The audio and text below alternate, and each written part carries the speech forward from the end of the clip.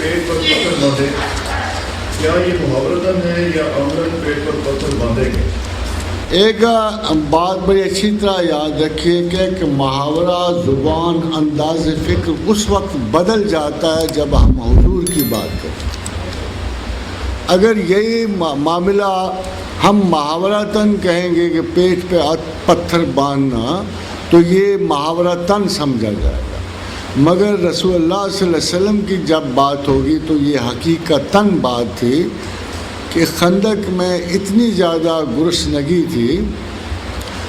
اتنی زیادہ کمی ہو چکی تھی رزق کی کہ ایک دن تنگ آ کر حضرت ام طلحہ نے کہا کہ آپ خفیہ طور پہ رسول اللہ صلی اللہ علیہ وسلم کے پاس جاؤ، میرے پاس ایک چھوٹا سا بکری کا بچہ ہے، تو حضور کو بھوکا نہیں میں دیکھ سکتی، تو آپ ان کو خفیہ طور پہ بلا لو، اگر ضروری ہو تو ابو بکر و عمر کو بھی ساتھ بلا لو، تو اس سے زیادہ کسی کو بتانا نہیں، تو آپ آگے تو میں ان کا کھانا کرنا، مجھ سے دیکھا نہیں جاتا حضور کا اس طرح۔ تو حضرت طلحہ گئے اور انہوں نے اطلاع کی، جب انہوں نے اطلاع کی تو آپ نے اعلان عام فرما دیا، اعلان عام فرما دیا کہ مسلمانوں آج دعوت ہے۔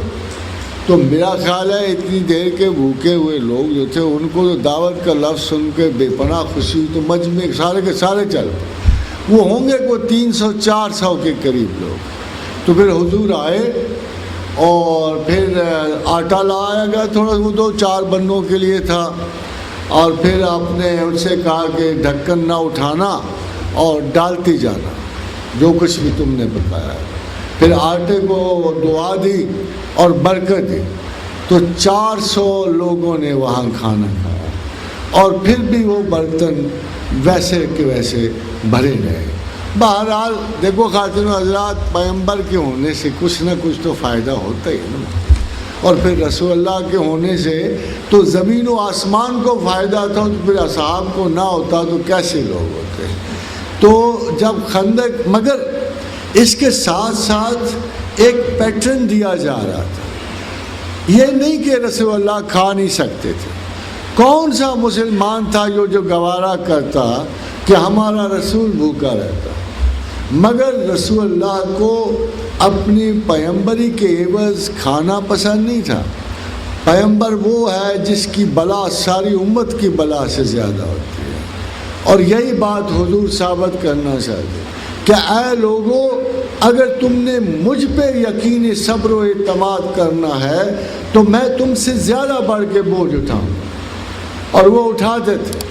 تو خندق میں جب لوگوں نے، صحابیوں نے پیٹ سے کپڑا اٹھایا تو انہوں نے دیکھا کہ ان کے پیٹ پہ پتھر ایک بندھا ہوا تھا، تو حضور نے بھی کپڑا اٹھایا، اس پہ 2 پتھر بندھے ہوئے تھے، اور یہ فیکٹ تھا، افسانہ نہیں تھا۔